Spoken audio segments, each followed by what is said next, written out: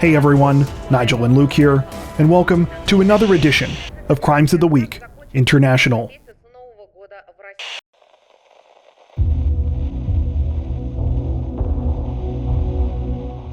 Officials in Cambodia say that a pair of Taiwanese men have been sentenced to prison time this week, days after they allegedly filmed and posted content for a YouTube channel in which they fraudulently claimed to be the victims of a kidnapping gang.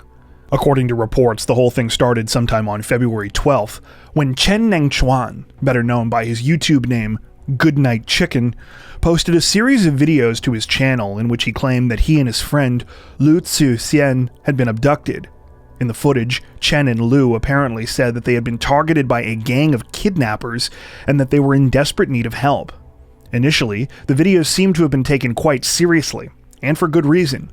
The area where the two men were staying, in the port city of Sihanoukville, is notorious for these kinds of crimes. In particular, criminal gangs abducting victims and then forcing them to carry out online scams. Things got even more alarming the following day when Chen's wife posted on social media saying that her husband had gone missing. However, things started to change a short time later when Chen posted another video, during which he spoke of a miraculous escape. He said that he and Lu had managed to run away from their captors and showed off his partially shaved head as evidence, which he claimed had happened during the ordeal. Some viewers, though, thought that the whole thing was a little too good to be true, causing some of them to investigate further. One of those who found the situation hard to believe was another online personality named Lu Yu, who upon studying the footage was able to figure out where it had been shot. Through this, he realized that Chen and his friend were not running away as they claimed. They were simply circling the same area. Lu also brought up another good point. If the men had really been taken captive, why had their abductors allowed them to keep their live streaming equipment? Not long after this, Chen and Lu were arrested at their hotel room. Inside, police reportedly recovered a number of props used in the hoax. A few days later, they were found guilty on charges of incitement to cause chaos to Social Security.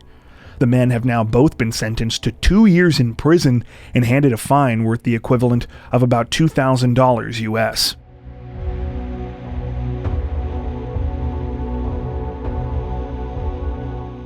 Representatives from the Spanish Civil Guard are reportedly investigating an alleged act of sabotage and vandalism at a winery this week, one that has apparently resulted in the loss of an entire vintage and is estimated to cost the affected company more than $2 million. The crime in question took place in the early morning hours of February 18th at the Sepe 21 winery in the Spanish town of Castrillo de Duero. Surveillance cameras at the facility show how the suspects snuck onto the property at around 3:30 in the morning before making their way into the company's warehouse. Once inside, the unknown person proceeds to open 5 large tanks, 3 of which were apparently filled with wine. The culprit then fled as 60,000 liters, or about 16,000 gallons of wine, rushed out onto the floor. According to reports, the amount of wine would have been enough to fill 80,000 bottles. Making matters worse, the company's owner, Jose Moro, says that it was 2 of his most expensive varieties that were targeted, one of which had its complete year's supply wiped out. It's estimated the incident will cost the company the equivalent of roughly $2.7 million US. As for the identity of the person responsible, so far that remains unknown. However, Moro says that based on the surveillance footage, it appears to be someone familiar with both the property and his equipment. The suspect appeared to move through the property without issue, even though it was completely dark at the time. And Moro says the wine tanks are very difficult to open if you don't know what you're doing and how to bypass their security mechanisms. That being said, police have stated that it's too early to speculate about the identity of the culprit, with Moro himself saying that nothing has been found yet to implicate any current or former employees. At the time of this recording, the situation is still under investigation.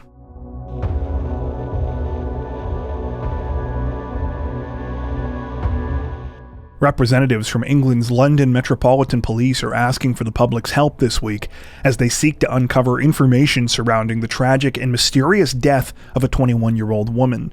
According to reports, the incident began at around 8:25 a.m. on the morning of February 8th, when police were called about an unconscious woman at an address on Stainsby Road in the East London borough of Tower Hamlets.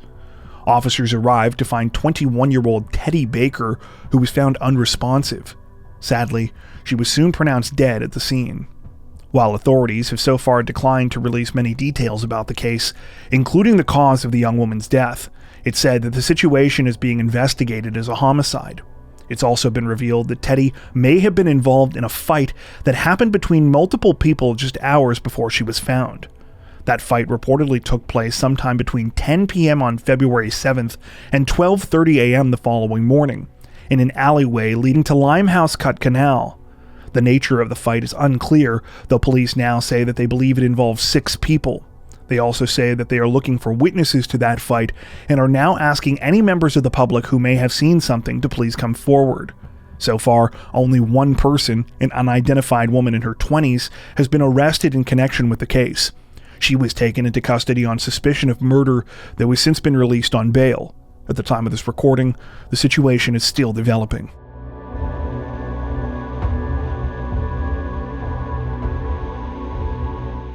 Authorities in the Indian state of Odisha say that a rumor about a fake death ironically ended in a real murder this week after the subject of the fake story in question violently confronted the alleged source, ending in a stabbing.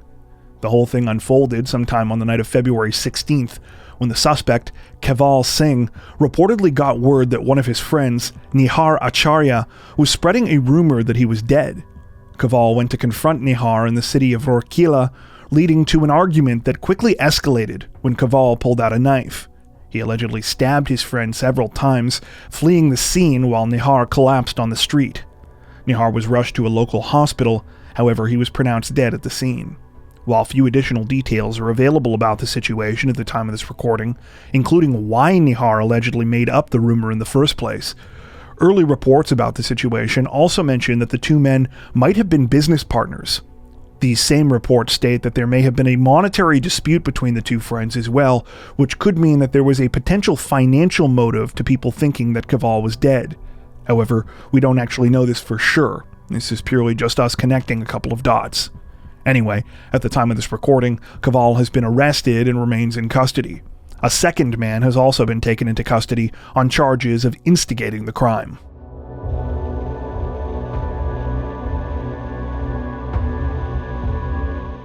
Authorities in the Colombian capital of Bogotá say that a couple of alleged thieves paid the ultimate price this week after they attempted to rob customers at a local restaurant, but were unaware that one of their would-be victims was an ex-police officer who happened to be carrying his own weapon. According to reports, the deadly situation played out sometime this week when the suspects showed up at a grill house in Bogotá's Santander neighborhood. After arriving, one of them stayed with their motorcycle getaway vehicle, while the other made his way inside pretending to be a customer. Moments after walking in, the second suspect, who was wearing a black cap and face mask, pulled out a gun and allegedly began to threaten diners, telling them to hand over valuables. He pointed his weapon at one table in particular where 3 people were seated. What he didn't know, though, was that one of them was a retired police officer. Almost instantly, the retired officer fought back, temporarily falling to the ground following a struggle during which he was shot. However, he reportedly refused to stay down, grabbing his own weapon and firing back at the suspect, who began to run from the restaurant. Surveillance video taken from the scene shows how the suspect managed to make it a couple steps outside before falling to the ground dead. At almost the exact same time, the first suspect can be seen pulling up on his motorcycle. He quickly appears to realize what is happening and begins to drive away, though is also shot several times and crashes his vehicle a little further up the street. He was also later pronounced dead of his injuries. At the time of this recording, none of the names of those involved in the incident have been released. However, authorities say that both of the deceased suspects were known to them and had lengthy and violent criminal records. The ex-cop, meanwhile, has been taken into custody while authorities continue their investigation. They say that they are still trying to determine whether both shootings were a legitimate case of self-defense, particularly the second one, where the suspect was attempting to flee the scene. The situation is still developing.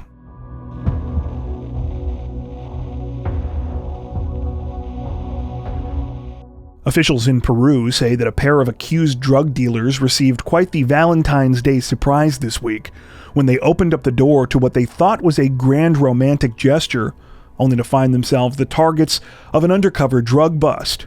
According to reports, the whole thing happened the afternoon before Valentine's Day, February 13th, at a residence somewhere in the northern part of the capital of Lima. That's where officers from the anti-drug unit known as the Green Squadron had gathered to carry out a bust after receiving credible tips that a pair of women had been dealing large quantities of illicit substances out of their apartment.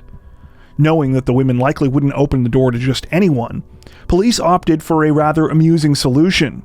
They dressed up one of their officers in a large teddy bear costume, then had him call up to the women from the street below. In footage, the teddy bear officer can be seen on one knee with a heart-shaped balloon, a box of chocolates, and a sign with a message that translates to, quote, "You are my reason to smile." The ruse proved incredibly effective, as one of the suspects could soon be seen running down the stairs to greet the teddy bear. When she did, he tackled her to the ground, prompting other plainclothes officers to rush in. A subsequent search of the apartment resulted in the arrest of the second female suspect, as well as the recovery of cocaine paste and other drugs. The women are said to be a mother and daughter duo who are allegedly part of a gang called the Drug Cheats. While the incident made international headlines following the arrests, this is far from the first time that Lima's Green Squadron has been in the news for their creative approach to drug busts. If you'll recall, we've covered a few similar incidents before, including one just this past December where they dressed up one of their officers as Santa Claus.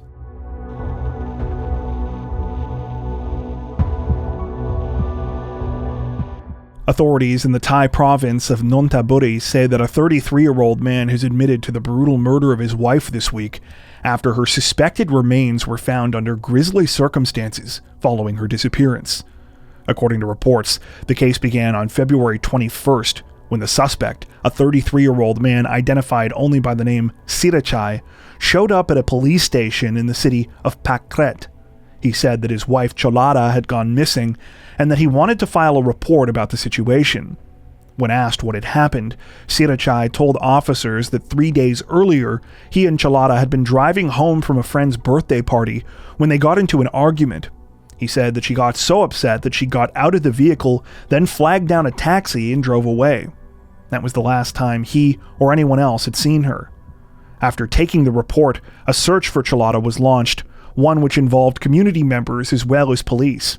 However, that search quickly came to a tragic end when authorities were notified about a disturbing discovery in the neighboring province of Prachinburi. On a rubber plantation in Sri Mahapo district, someone had found the burned and skeletal remains of a woman. Among these was a bracelet that was identical to one worn by Cholada. While a formal identification has yet to be made at the time of this recording, police say that they believe the remains belong to the missing woman. They also say that Sirachai confessed to the crime after he was confronted with news of the discovery. According to investigators, Sirachai admitted that he had actually killed his wife during the argument that he had previously told them about. After fatally beating her with a rock, he had driven to the dump site where he had incinerated her body. Currently, police say that they are still investigating the case. However, Sirachai remains in custody and is expected to face murder charges.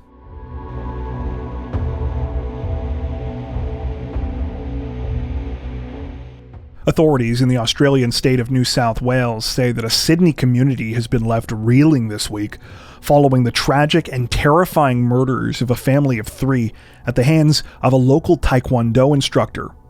The whole thing began shortly before midnight on February 19th when the suspect, Kwang Kyung Yu, arrived at Sydney's Westmead Hospital suffering from serious injuries. The 49-year-old had knife wounds to his chest, arms, and stomach and was quickly taken in for surgery. When asked about what had happened to him, Yu claimed that he had been the victim of an attack in the parking lot of the Taekwondo studio that he owned. The studio, Lions Taekwondo, is located in the Sydney suburb of North Parramatta and is popular with many families in the local Korean community, specifically for its after-school programs. Despite what Yu told them, as authorities began to look further into his claims, elements of his story apparently did not add up. It would all culminate in 2 dark discoveries just hours apart the following day on February 20th. According to reports, the first of these discoveries took place around 10:15 a.m. when officers arrived at a home on Watkins Road in the suburb of Balcombe Hills. There, they found the body of 39-year-old Stephen Cho, who was lying in his kitchen. He had suffered fatal knife wounds, and there were clear signs of a struggle at the residence. This included a shattered front window, glass from which was found on the concrete outside. Less than 3 hours later, at 1 p.m., a second awful discovery was made. The bodies of Stephen's 41-year-old wife Min and their son, 7-year-old Benjamin Cho, were found at the Lions Taekwondo studio. It's unclear exactly where the bodies were discovered, though some reports now claim that Min and Benjamin had been strangled in the business's main gym before being dumped in an alleyway behind the building. Following these horrifying developments, Kwang Kyung-yu was charged with 3 counts of murder in connection with the case. Authorities now allege that he killed Min and Benjamin following an afternoon lesson on February 19th, then drove Min's car to the second crime scene where he killed her husband Stephen. Evidence gathered against Yu so far reportedly includes footage of Yu behind the wheel of Min's white BMW, which he allegedly drove from the Taekwondo studio to the Balcombe Hills address in between the 2 murders. While no official motive has been revealed at the time of this recording, there are rumors that police are investigating the case as a possible love triangle gone wrong. In particular, it's alleged that Yu may have been in a relationship with Min that recently soured, even though both of them were married.